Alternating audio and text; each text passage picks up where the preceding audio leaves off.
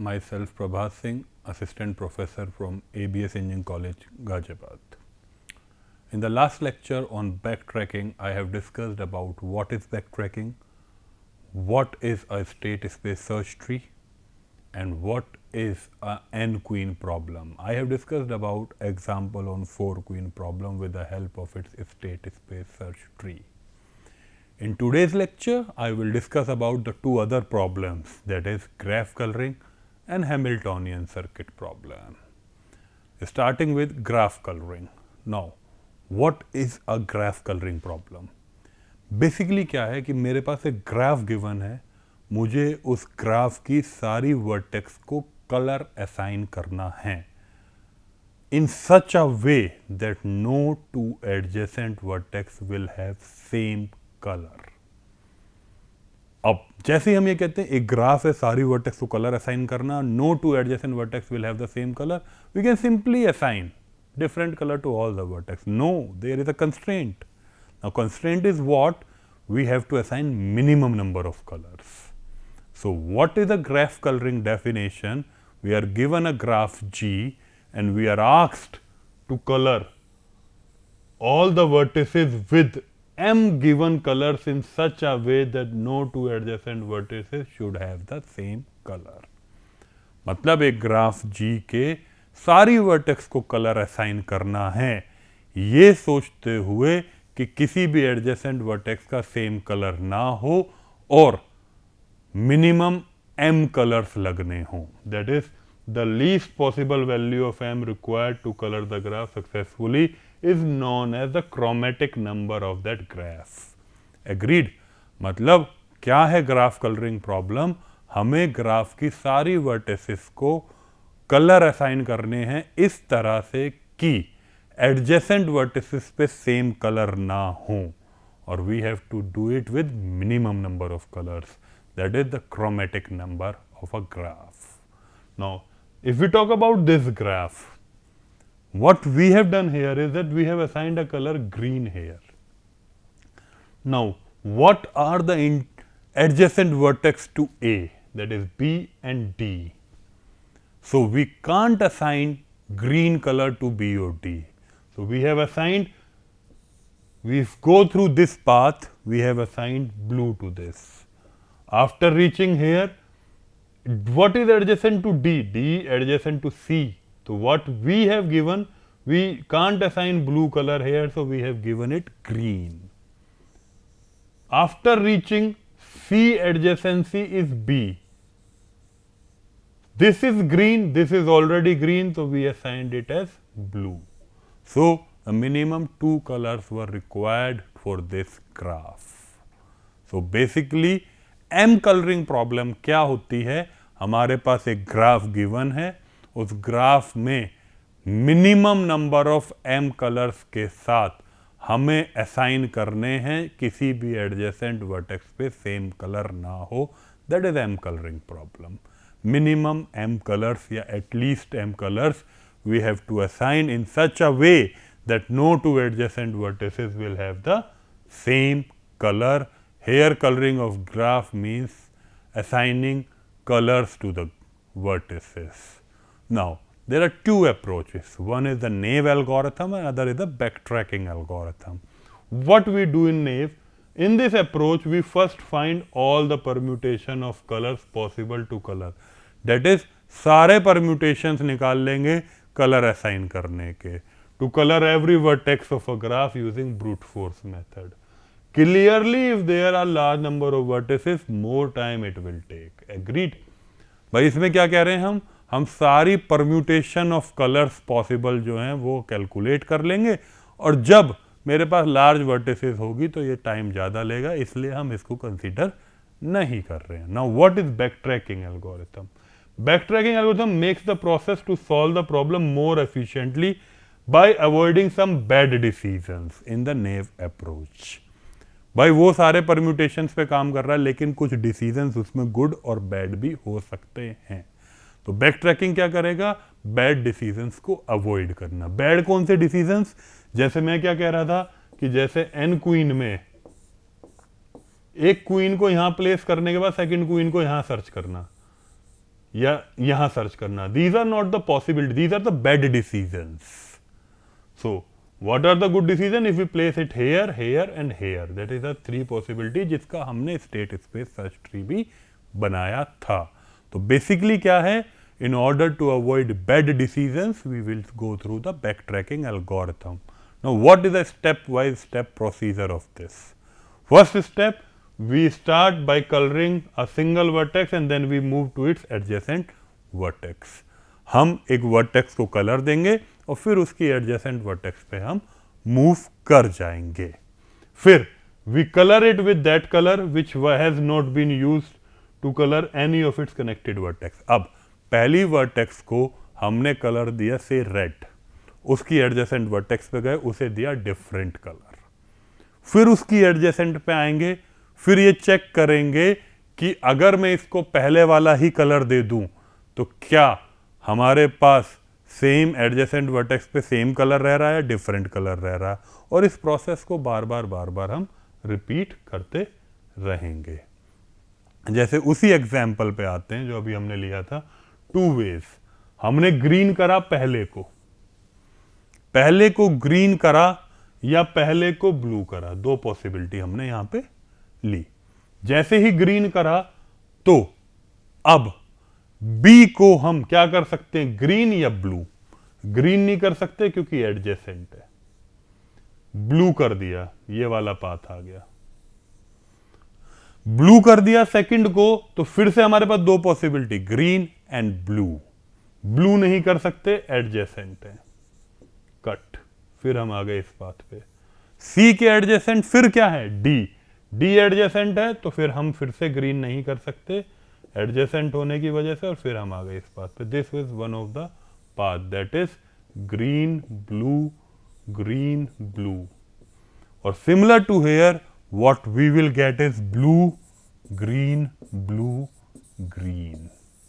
This is simply assigning colors, that is 2 colors was assigned for which graph. This graph, if we talk about this and this is A, this is B, this is C and this is D. So simply minimum 2 colors was assigned. 2 colors was assigned. Now let's take another example. If we talk another example, A, B, C, D, E, then F, then this is a graph. Now let's give this color as red. If we assign red color to A, now after assigning red color to A, if we go here, B, adjacent vertex, I am going through this path, we can go through this path also.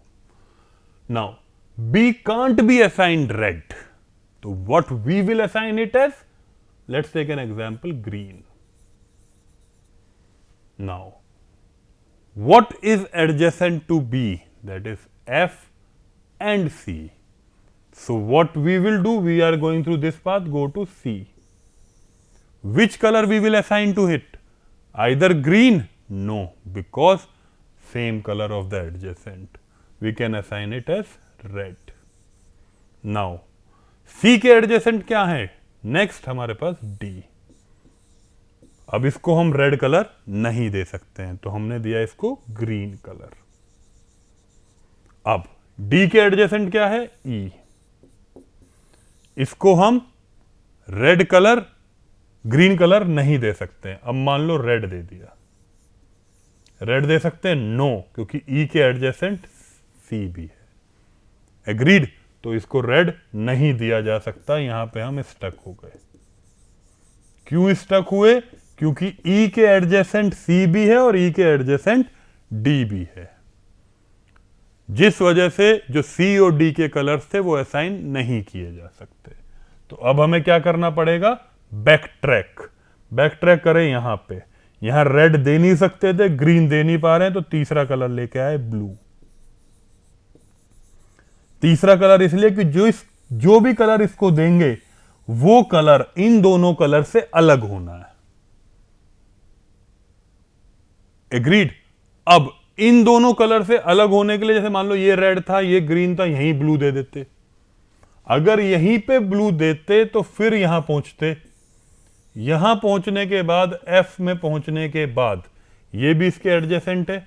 F में पहुंचने के बाद यहां से मेरे पास green colour है B का, यहां से मेरे पास रेड कलर है, और इसको जब मैं ब्लू दे चुका होता, इसको अगर मैं ब्लू दे चुका होता तो इसके एडजेसेंट देखो, ये ब्लू इधर, ये ग्रीन इधर, ये रेड इधर, तो मेरा चौथा कलर लग रहा होता। एग्रीड। तो मैंने क्या करा, इसको ब्लू ना देके मैंने बैक ट्रैक करा, वो तो मेरा आगे का सॉल्यूशन है। मैंने बैक ट्रैक करा, ग्रीन की जगह यहीं पे ब्लू कर दिया कि भाई मुझे ग्रीन से सॉल्यूशन नहीं मिल रहा है। अब जैसे ही इसको ब्लू करा, ये मेरा यहां पे ग्रीन हो गया। अब जैसे ही ये ग्रीन हुआ तो क्या हुआ, इस नोड का और इस नोड का सेम कलर हो गया ग्रीन, इसका रेड है, तो इसको सिंपली मैं ब्लू असाइन कर सकता हूं। तभी मेरी एडजेसेंट वर्टेक्स के सेम कलर नहीं हो रहे हैं। एग्रीड। एक बार और देख लेते हैं, इसको रेड, इसके ये एडजेसेंट है, मैंने इसको ग्रीन दिया, इसके ये एडजेसेंट है, मैं रेड दे सकता हूं और कोई एडजेसेंट नहीं है। इसके ये एडजेसेंट है और ये एडजेसेंट है। अब अगर मैं इसको ग्रीन दे रहा हूं, नोट कट, लेकिन जब मैं यहां पे आया, यहां पे आने के बाद रेड और ग्रीन इसके एडजेसेंट है, यहां मुझे ब्लू देना पड़ेगा। ब्लू अगर मैं यहां दे दूंगा तो फिर इसके एडजेसेंट ये और ये हैं, ये मेरे रेड ग्रीन ब्लू हो जाएंगे, मुझे 4 कलर लगेंगे। तो मैं क्या करूंगा, यहीं पे बैक ट्रैक करके इस ग्रीन को मैं ब्लू करूंगा। इसको ब्लू कर दिया, this is red, this is blue, this is green. अब ग्रीन होने के बाद क्या हुआ, this is green, this is green, दो एडजेसेंट को सेम कलर कर दिया। जैसे ही दो एडजेसेंट का सेम कलर हुआ, this is green, this is green, this is red, this is now blue. So this is one of the solution of graph coloring problem, will take exponential time. Please take a note of this example. This always comes in AKTU examination. Now I will discuss about the basic algorithm which we are focusing on. Steps to color graph using backtracking algorithm. Step 1. Confirm whether it is valid to color the vertex with current color by checking whether any of its adjacent vertices are colored with the same color. If yes, then color it or else try with another color. Simple क्या है, आपने किसी एक node को colour assign करा, उसकी adjacent vertex पे गए, उसको डिफरेंट कलर दिया, और हमें बस यही कोशिश करनी है कि मिनिमम नंबर ऑफ कलर्स हमारे लग रहे हों ग्राफ में, जिससे कि हमारा क्रोमेटिक नंबर की वैल्यू कम आए। If no other colors is available, then backtrack. If no other color is available, मतलब एक जगह जाके स्टक हो गए, इधर से रेड, इधर से ग्रीन, और जो नोड है वो उसके एडजेसेंट हैं, दोनों के एडजेसेंट हैं, तो और अब हम कलर दे नहीं सकते, तो हम बैक ट्रैक करेंगे। बैक ट्रैक मतलब बैक ट्रैक करके इस नोड को ग्रीन की जगह हम ब्लू असाइन कर देंगे। That is step 3rd. After each colouring, check if all the vertices are colored or not. If yes, then end the program by returning the true, else continue. Now select any one of its uncolored adjacent vertex of the colored vertex and repeat the whole process. This is all about graph coloring algorithm. So what we have to do in graph coloring, we have to assign minimum number of colors to all the vertices of the graph, keeping in mind that no two adjacent vertices will have the same color and its complexity will be exponential. Now I will discuss about Hamiltonian circuit problem. In this, what exactly the problem is? Given a graph G, we have to find the Hamiltonian circuit using a backtracking approach. इसका क्या मतलब है? एक graph में हमारी जितनी भी vertices हैं, उसमें हम किसी एक वर्टेक्स को सोर्स वर्टेक्स बनाएंगे, उस वर्टेक्स से सारी वर्टेक्स को विजिट करते हुए वापस उसी वर्टेक्स पे आएंगे। अगर वो साइकिल और सर्किट फॉर्म होता है then it is a Hamiltonian circuit, otherwise not. What is the procedure? Please see it seriously. We start our search from any arbitrary vertex as A. किसी भी वर्टेक्स से हम शुरू कर सकते हैं। The vertex A become the root. जिससे भी शुरू करेंगे उसे रूट बना लेंगे अपने इम्प्लिसिट ट्री की या स्टेट स्पेस सर्च ट्री की। Then the next adjacent vertex is selected by alphabetical order. Alphabetical, lexicographical order. If at any stage any arbitrary vertex makes a cycle with any vertex other than vertex A, क्योंकि A से शुरू हुआ है तो पूरी सारी vertex cover करके A पे ही आना है, that will be the solution. अगर कोई भी स्टेज पे कोई भी आर्बिट्रेरी वर्टेक्स अगर साइकिल बनाती है other than the vertex A, then we say that dead end is reached. Agreed? जहां से हम ए से शुरू होके ए पे नहीं आ रहे और सारी वर्टेक्स कवर नहीं हो रही हैं तो हम ये कहेंगे डेड एंड आ चुका है। We have to backtrack it one step and again the search begin by selecting another vertex and backtrack the element from the partial solution and must be removed. And this procedure goes on carrying on in the same way, and the search using backtracking is successful if a Hamiltonian cycle is obtained. Agreed? Now this is the basic example which I will discuss for this. We were given a graph in which there were 6 vertices.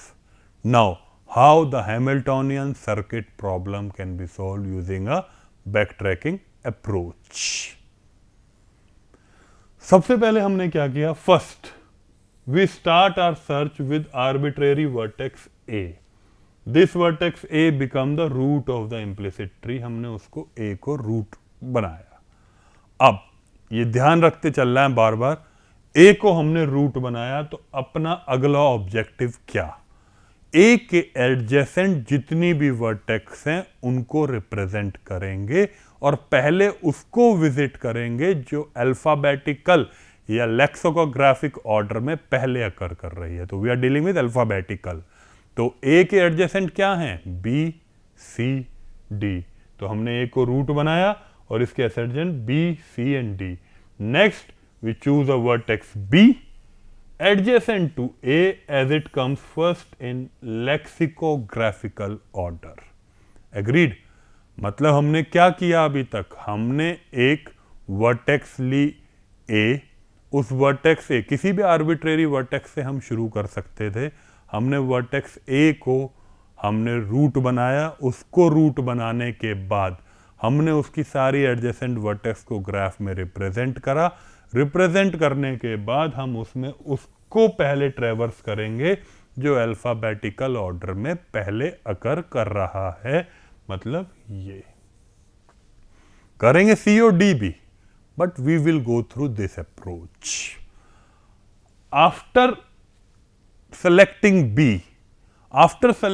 B, now what our objective is? What are the adjacent to B? Adjacent to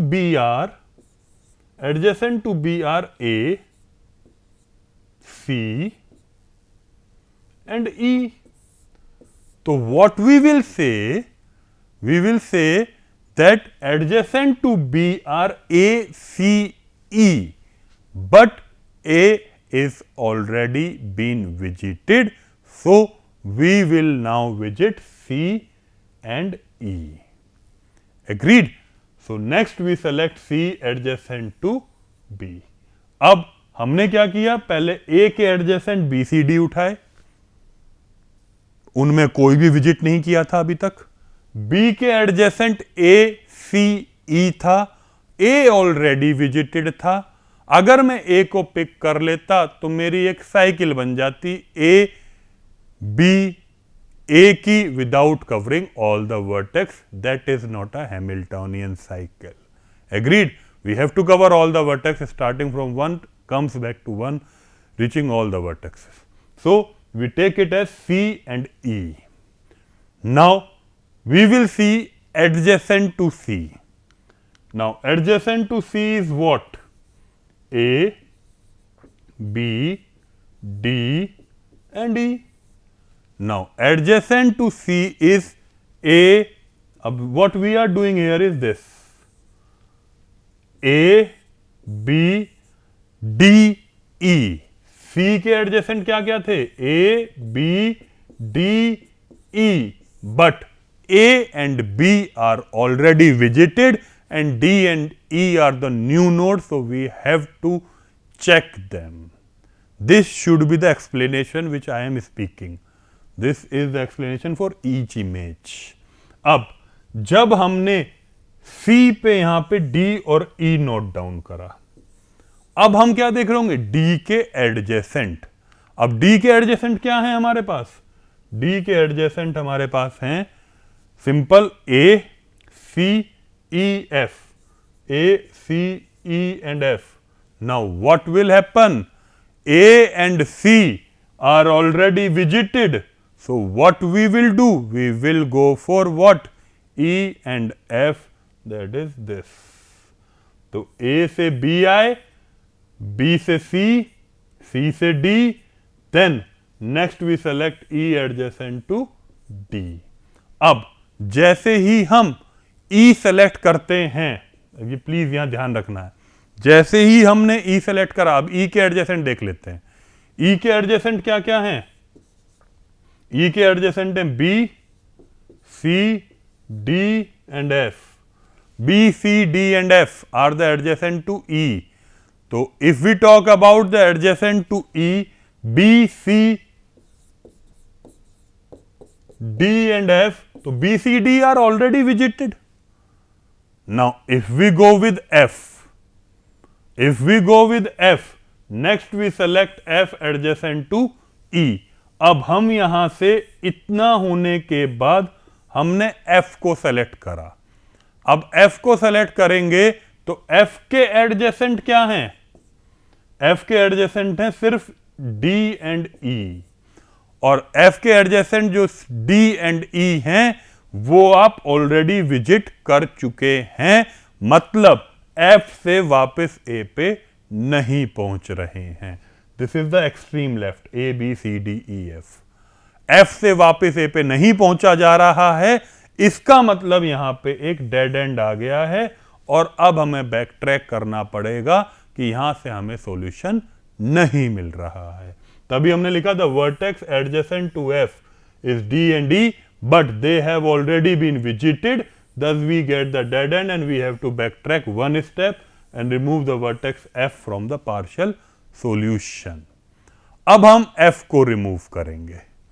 F को remove करेंगे तो हम E के दूसरे solutions पे बात करेंगे. अब जब E के सॉल्यूशंस हैं तो F को रिमूव करना मतलब E पे भी डेड एंड, क्योंकि E से हमारे पास क्या था? E मतलब हमारे पास क्या था? E मतलब B, C, D, F. तो E मतलब B, C, D, F था, तो हमने E से F पे गए थे. B, C, D हमने ऑलरेडी विजिट नहीं करा था, तो हमें इसे वापस बैक ट्रैक करना पड़ेगा.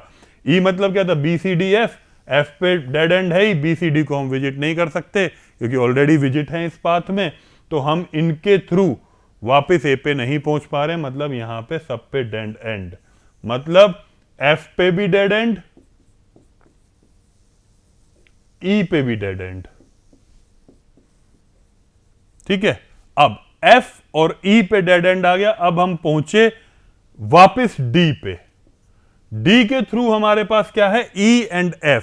तो हम इसके आगे वाले पाथ को तो डेड एंड बता ही चुके हैं, तो D के थ्रू E और F था. अब हम F को ट्रेवर्स कर लेते हैं.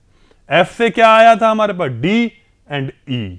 तो D एंड E में क्या है? E is a dead and. And D में क्या है?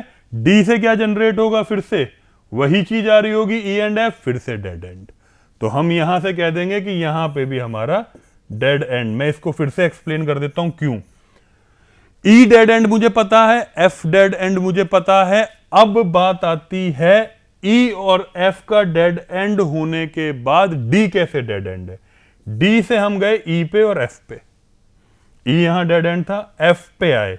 F के एडजेसेंट क्या है? D और E. D तो ऑलरेडी विजिटेड है, तो ई पे तो डेड एंड आ ही रहा है, तो हमें इसे बैक ट्रैक करना पड़ेगा सी पे।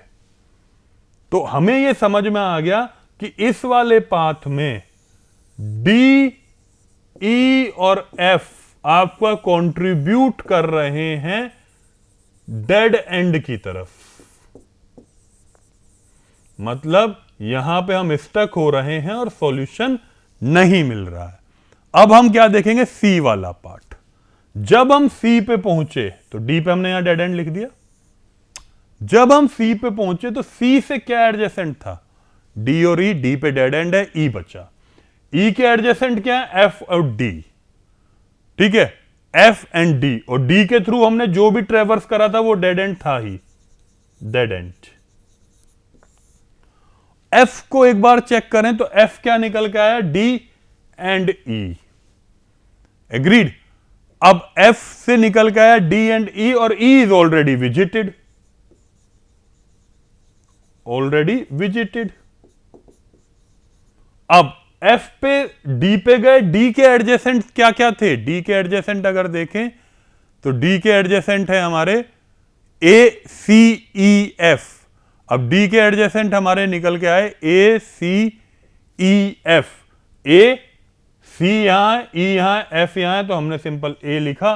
तो हमारा जो पाथ आया वो क्या, ए से बी, बी से सी, सी से डी जा रहा हूं तो डेड एंड है, मैं डी से ई भी गया, ई से एफ भी गया, डी ई एफ वाला पाथ डेड एंड। अब सी से आगे इधर ई पे, सी से पहले, सी के बाद अगर डी विजिट कर रहे हैं तो डेड एंड आ रहा है, सी से पहले, सी के बाद हमने ई विजिट करा, ई के एडजेसेंट क्या थे, डी और एफ, डी तो ऑलरेडी डेड एंड है, एफ पे चले गए। एफ से क्या जनरेट हो रहा है, डी एंड ई, तो डी एंड ई तो डेड एंड है, डी पे गए, और डी से वापस हम ए पे चले गए। तो ये एक मुझे पाथ मिल गया हैमिल्टोनियन सर्किट का, that is A, B, C, E, F, D, A. This is the solution, A, B, C, E, F, D, A. This is the Hamiltonian circuit, this is the Hamiltonian circuit, which means that किसी भी vertex से शुरू करके सारी vertex cover करते हुए हम वापस उसी वर्टेक्स पे आ जाएं। This means that this is a circuit, agreed. So hope you all have understand this example and I will show you how this happens. This is base summary from backtracking. The vertex adjacent to E is BCD and F, from which vertex F has already been checked and BCD has already been visited, so we have to again backtrack. तो यहां पे हम क्या बात कर रहे हैं, F तो backtrack करा ही था, फिर E backtrack करा, फिर D backtrack करा, फिर हम C पे पहुंचे थे।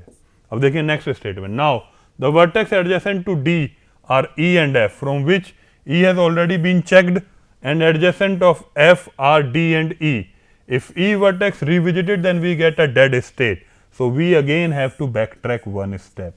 तो जो मैंने अभी एक्सप्लेन किया था वो सारा मैंने यहाँ पे पेन डाउन करा, ये आपको लिखना है at each step. After performing each step, we have to write this. Now, adjacent to C is E, and adjacent to E is F. And adjacent to F is D, and adjacent to D is A. कौन सी बात हो रही है यहाँ पे, this C is E, E is F, F is D, D is A. We are talking about this adjacency here in this statement. Here we get an Hamiltonian cycle has all the vertices other than the start vertex. A is visited only once. Agreed? Start vertex को छोड़ के सारी vertex एक ही बार visit होंगी। This is what the Hamiltonian circuit. Hope you all have understand the graph colouring problem as well as the Hamiltonian circuit problem. I have discussed the examples of graph coloring as well as Hamiltonian circuit that comes in the EKTU examination. Please go through that. And I have also discussed about the approach or the algorithm of backtracking for both the graph coloring as well as the Hamiltonian circuit. Hope you all have understand this lecture. Thank you everyone.